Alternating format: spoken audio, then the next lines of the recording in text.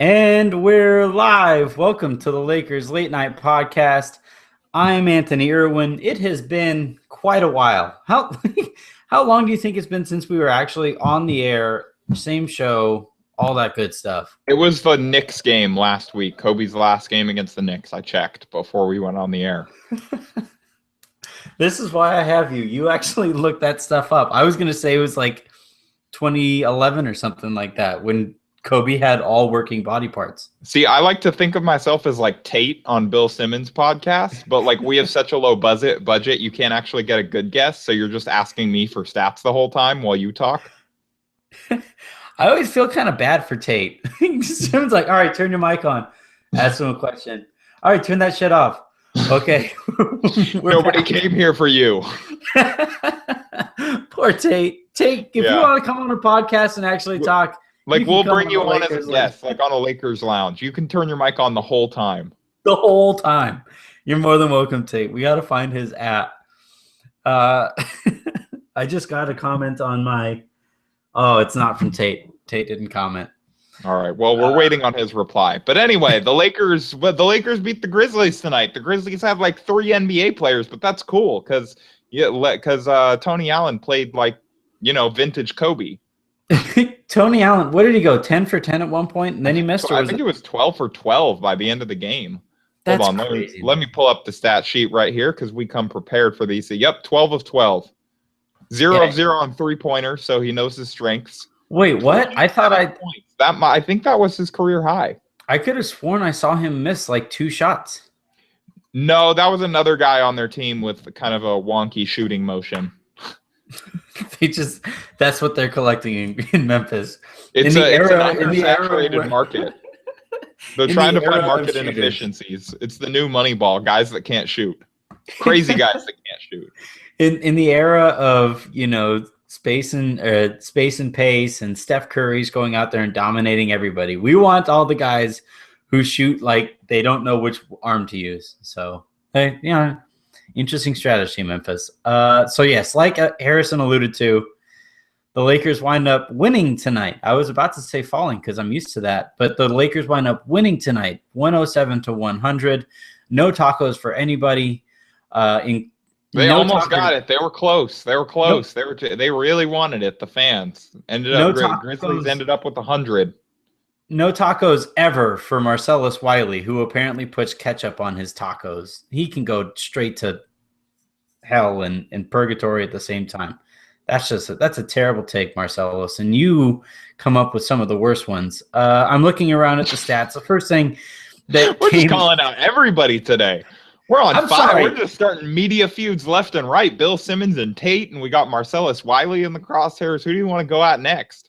Look, man, you put ketchup on the wrong foods. Like Ems Brown is one of the best follows and followers of mine, and she's been there since before I had any basically. But her ketchup on steak take, like that just you can't do that to food. Ketchup belongs on French fries and maybe eggs sometimes, but even eggs is stretching it. This went in a direction I wasn't prepared for, especially as a vegetarian. Exactly, I think. So anyway, back to the game. The Lakers wind up winning the game, but they wind up losing D'Angelo Russell. And it was a bumped knee situation. They said it was a shin thing that kept him out. I think the official report. Shin bruise was the official report. And Byron just said that Kobe's actually expected to play tomorrow. Big surprise, his final game in Phoenix. I mean, he was always going to give it a go. But D'Angelo will travel with the team to be determined if he'll play per Shahan Ahmed. Yep. Shahan, don't at me, but I think it's pronounced Ahmed. I think he said, this is your fault for that first Lakers lounge where you pronounced it every different way to just try and get it right once.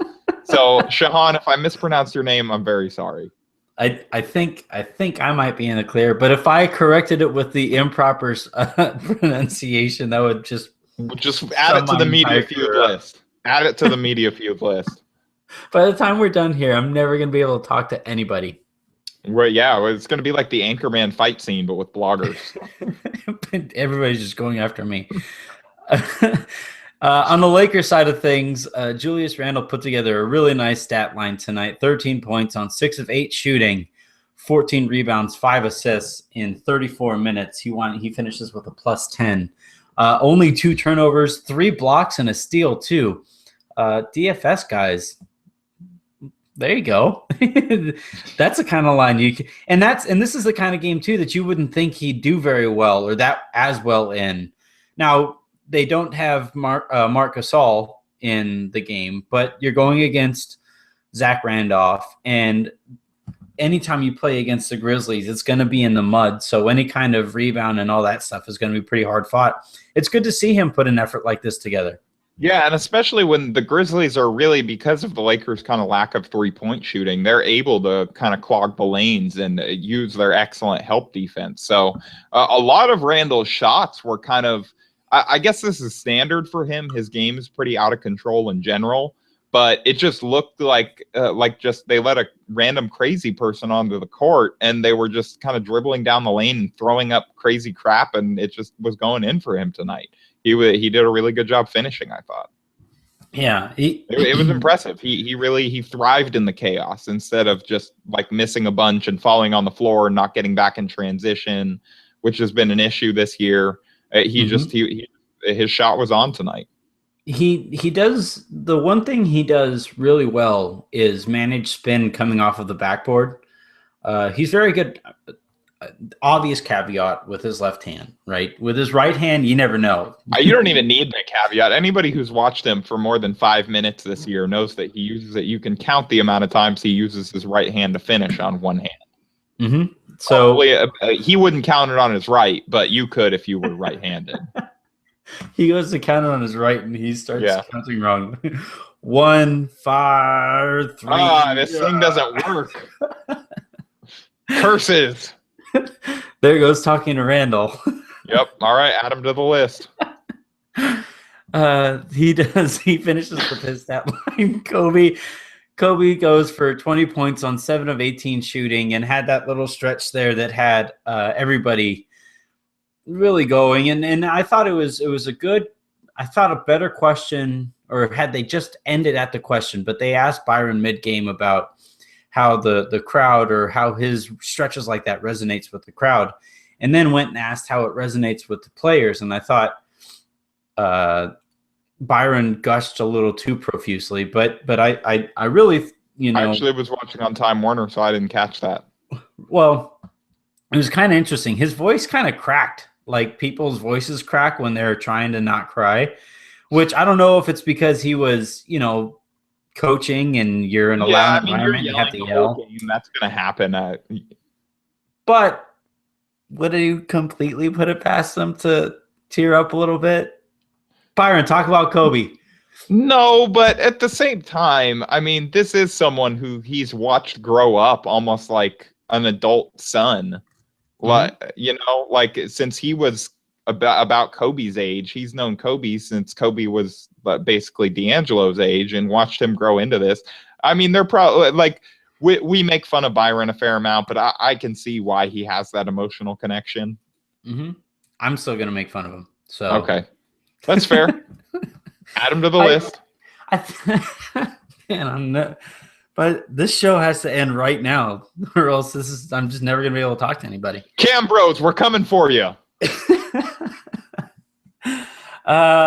Randall was the only person I really wanted to mention about this game. Obviously Russell gets hurt, but I kind of thought there's been some interesting stuff away from tonight's game that are way more interesting, infinitely more interesting to talk about. We'll go ahead and start with the Byron kids dynamic, talking about Byron, because we're good at the segue stuff. Byron recently said today that all he cares about is watching the kids play. It's all about the kids now, and when you consider only a week ago, was it a week ago? Which comment specific? Oh, ones where he said they had gotten enough experience in the clutch. Yep, that along those lines. That stuff. Yeah, that could not have been more than a week and a half ago. Well, I mean, considering we were at that Lakers Twitter hangout thing, and that was on Friday night, and we were watching Lou Williams in the clutch against who they play on Friday, Phoenix. You know, considering we're watching that lineup there on Friday night, his stance all of a sudden changes in the matter of 4 or 5 days, and That was March 13th. He said that, so it has been 9 days. and yeah, I mean, when you consider when you take into account the Phoenix game where we were all cheering openly against the Lakers, it was something to behold. Jen said it was kind of eerie, but somebody had to whisper in Byron's ear, right? Somebody told him, Byron, this is about the kids now, right? You would think so. It really came across like it was kind of, especially like you said, that such a quick reverse in position from where after that game. And yeah, I mean, in the heat of the moment, he might say, you know, he feels like he's being kind of attacked or questioned on his logic or whatever. And he might just say, you know, they've had enough experience in the clutch. It's fine. And then reverse course a week later when he's had a little bit more time to think about it. But I think the more likely scenario is that he was told that, you know, it's time to see what we have in the young guys. The we aren't judging you on victories down this last stretch. Let's just kind of see what we have here. I guess my question to me, the more interesting conversation is, why is this a constant thing that they have to point out to Byron? Like, it's annoying that, you know, it was last year with Jordan Clarkson, and then it was a couple times this year. And then now this is the most obvious I think it's been because of his, you know, quick turnaround in thinking. At some point, Byron should wake up and say, hey, maybe the safest route to keeping my job is this, you know, are these kids' development? And with all these reminders, you know, at what point does he actually get it on his own? I don't think that that's coming. He really seems to believe, you know, based on his public comments and everything else, he really seems to believe that he is being judged on wins. His job is to win every game. And in his mind, the veterans are the best option to do that. Are they? So it seems like maybe that's changed a little bit since, you know, since we're guessing that edict came down from on high, but it doesn't seem like that's his go-to or that's his preference, is to play and develop the young guys. It seems like it's, you know, I'm going to play them, but I'm going to go to my veteran security blankets when it's winning time or when it's clutch time, which was supported by that statistic that I looked up of how many games the Lakers individually have played in the clutch. And I can try and pull that up right here. But D'Angelo Russell was 6th on the team, and I believe Lou Williams was 3rd in amount of games where they've played in clutch situations. Mm-hmm.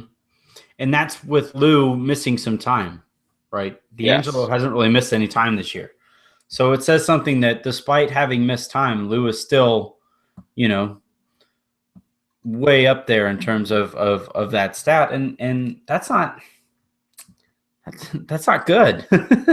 that's not ideal. Also, it wasn't, I think I saw some stats out there too that the kids, it's not like the veterans are far and away better at winning in those situations than the kids are. No, and I think that that's clear to everyone, but except for Byron, who seems to think if you aren't above a certain age, your basketball is not conducive to winning. Right. So in clutch situations, as of tonight, Jordan Clarkson leads. Jordan Clarkson and Randall are tied for team lead. They've played in 26 games where there's been where NBA.com considers it a clutch situation. Lou Williams is 3rd with 25. Kobe Bryant is 4th with 22. Brandon Bass 19, 5th. D'Angelo Russell 17, 6th. Nick Young, shockingly, is next on the list. That's certainly interesting. Should we use that as a segue to talk about the next little tidbit of news that have come out here? Or do you have anything to add on the Byron kids dynamic? No, I turned my mic on. I added my stat. We're ready to go. Perfect. All right. So the next bit, and this is completely away from basketball, and this has zero to do with this game. but Jordan Clarkson and Nick Young, and it seemed like based on a couple pictures, D'Angelo Russell, although he wasn't named.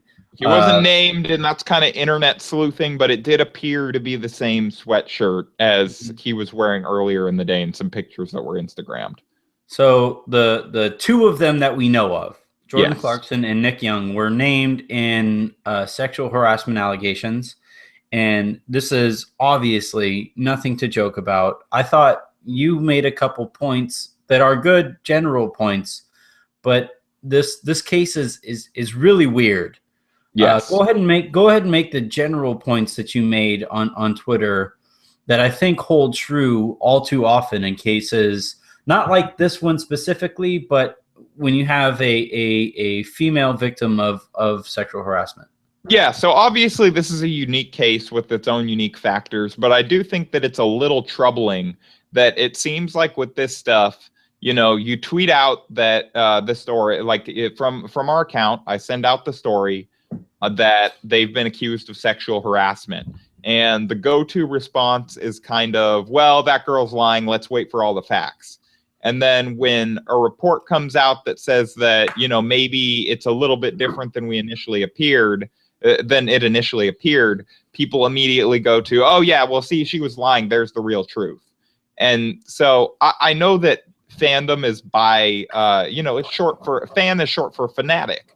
And so it's by nature not a rational thing. But just because these guys play basketball for a team that you root for, or really in any sport, this isn't just, I'm not talking about just in this case. I'm talking about when this happens in sports, there seems to be a tendency by a lot of people to just, I don't want to say victim blame, but assume that the victim's not telling the truth and that they're digging for money or they're digging for fame or something like that. And that's an issue. Although this case, again, is a unique one because it seems fairly weird that the girl happened to be a sexual harassment in athletics advocate, and just claim that she didn't know who they were, but she was already following Russell and Clarkson on Instagram or something like that. I saw, and she was worried. She was at USC. I saw someone else say when Nick Young was there, and she was doing some work in the athletic department or something like that. And it just, the details seem a little weird. And then now there's reports from, Shahan, and I'm not going to try and pronounce his last name again because you're going to make fun of me, but he was reporting that it sounded like the Lakers had cut this woman off and she flipped them off and they responded inappropriately. And so it seems like it almost, and then from the fact that the Lakers are saying that they believe Young and Clarkson's accounts, but they still think that her claims are serious, it kind of leads me to go a little bit more towards Shahan's report in this case, because I think that it sounds like it was a little bit more like it was road rage more than something incredibly malicious or, just bad. Right. And again, I completely agree. And I don't even think it has as much to do with fandom as it does as the sentiment behind professional athletes and cases like these, that professional athletes are given, to a certain extent, the benefit of the doubt, or at least the desire to be innocent until proven guilty, right? And that's kind of what got the NFL into trouble with, the domestic violence issues that were popping up, is that yes, you are innocent until proven guilty, except in domestic violence, a lot of people, the aggressors in those cases often are not proven guilty because the victim doesn't want to come forth, right? And with sexual harassment stuff, it's not quite there, but it's certainly of the same ilk. And in general, I think there's a desire to just say, look, professional athletes, why would they have to sexually harass anybody, right? Why would if Nick Young or Kobe, back when he was in the rape allegations thing, the constant counter is always, they are millionaire superhumans who are good-looking young guys. They should have their pick of the litter, right? Hypothetically speaking.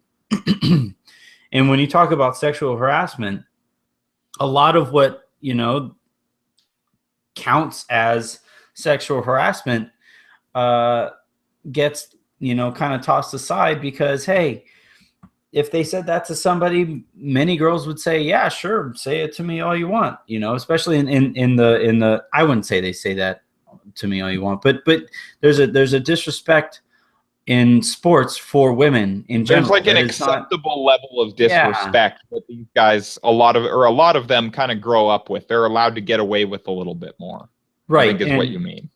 And it's the machismo thing, you know. Some will blame the rap thing or the rap culture, but I don't think that's as much to blame as you see with, you know, white quarterbacks getting in trouble like that. The Duke lacrosse team got in trouble with that kind of stuff too, even though those wind up being false allegations as well.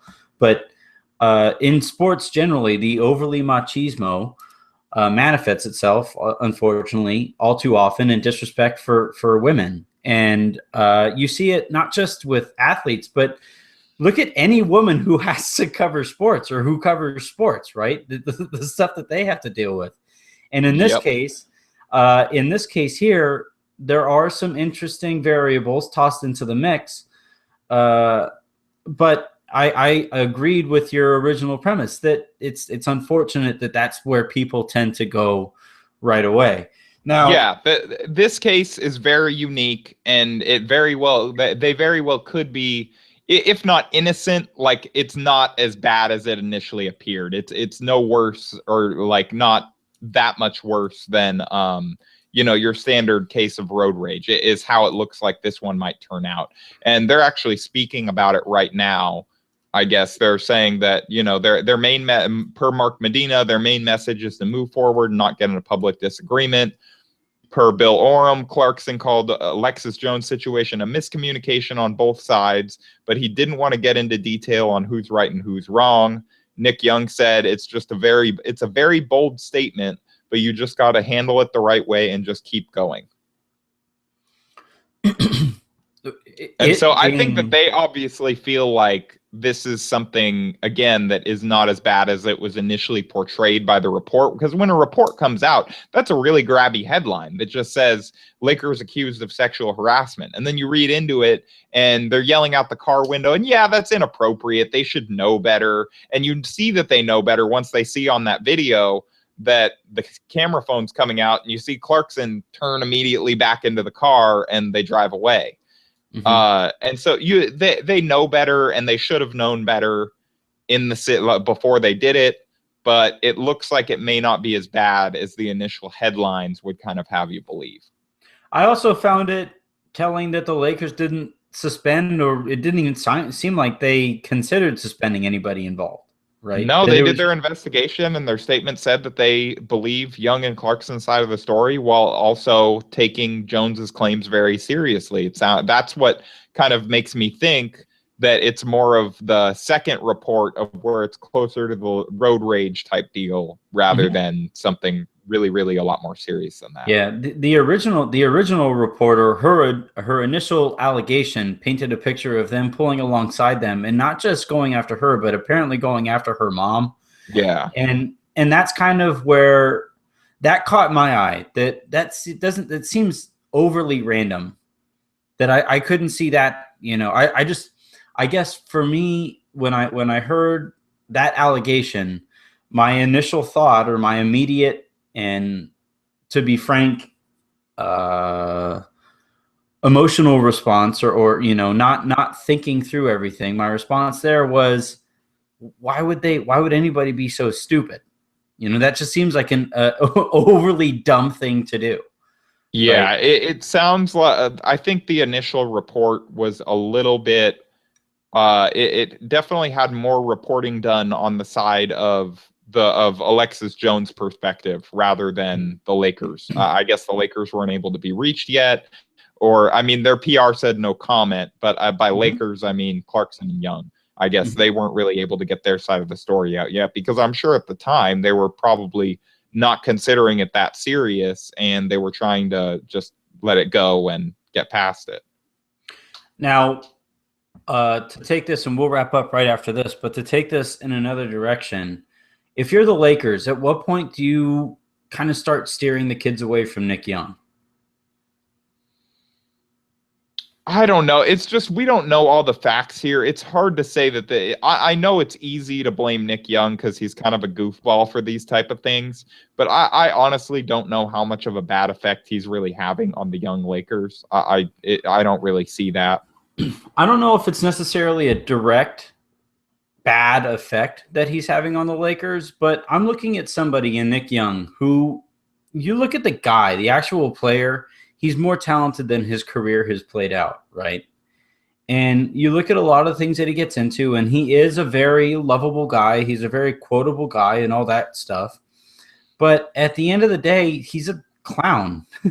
there's a line between being quotable and lovable and laugh at that guy over there, and then just being a straight up clown.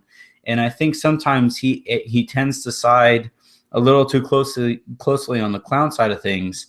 And if I'm the Lakers, I'm saying, look, there are other veterans. If you wanna learn from veterans or whatever, go shoot with Brandon Bass, who seems like a more stand-up guy. Go, if you can reach Kobe, hang out with that guy more often. But yeah, and I mean, we don't know that they're not trying to do that. I don't see them, at least when I've been there, it doesn't seem like Clarkson and Russell are hanging out with Nick Young a particularly like large amount. Yeah, I guess the two things that, or the two little incidents or whatever that kind of stood out to me were, I think, who was it? I think, was it Russell that asked, "Hey, what's your nickname for you and Clarkson?" Or if it was Clarkson, you and Russell. However, whoever was asked, I think it was Clarkson, I believe. And his response was the Swag Bros, which it's Swaggy P, right? So if it's like the minions of swag, that's not cool. That's not who I want them to go after with their swag nickname or whatever nickname they have. And I'm old. I'll say that as the immediate caveat. Yeah, you're pushing 30, right? Jackass. Swag ass. But with this stuff here, I just know with younger players, they look at somebody like Young, and he is a fun personality, and he has had his share of fun in the NBA. And when you look at other veterans on the team, they might not necessarily be as fun. And if I'm the Lakers, I'm a little concerned about how much time they're spending around a guy who they're hoping they move this year for pennies on the dollar. They were at his kid's birthday party. I don't know. It's hard for me to see this as a serious issue. Yeah, I understand where you're coming from, but just based on my experience and based on everything you read, it just doesn't seem like he's been that huge of a presence like on them. Like, you look at their social media, they're generally out with each other. They aren't out with Nick Young, or at least, maybe they have him taking the Instagram photos, but I mean, they aren't showing up in each other's social media feeds all that much. Yeah. Photoshops himself in later out of the question mark meme. I wonder how much he paid them then to, like, hey, just if they ask, you're the Swag Bros, right? Like, hey, that's free. That's almost like getting a free billboard for your free agency or something like that. Something like that. That's some free advertising right there. And the list grows. All right, well, that'll do it. Stay swag. That'll do it for us tonight. This is a little bit longer of a show because we haven't done this in a little while. We're going to try to make this more of a regular thing we got 12 games left. We got to push to the finish line. We have a dozen of these things left, a dozen more chances to see Kobe, who apparently will play tomorrow. Russell might not, apparently, so we'll keep an eye on that. Thank you very much, Harrison, for joining tonight, and we will talk to you probably again tomorrow. Thanks, Anthony.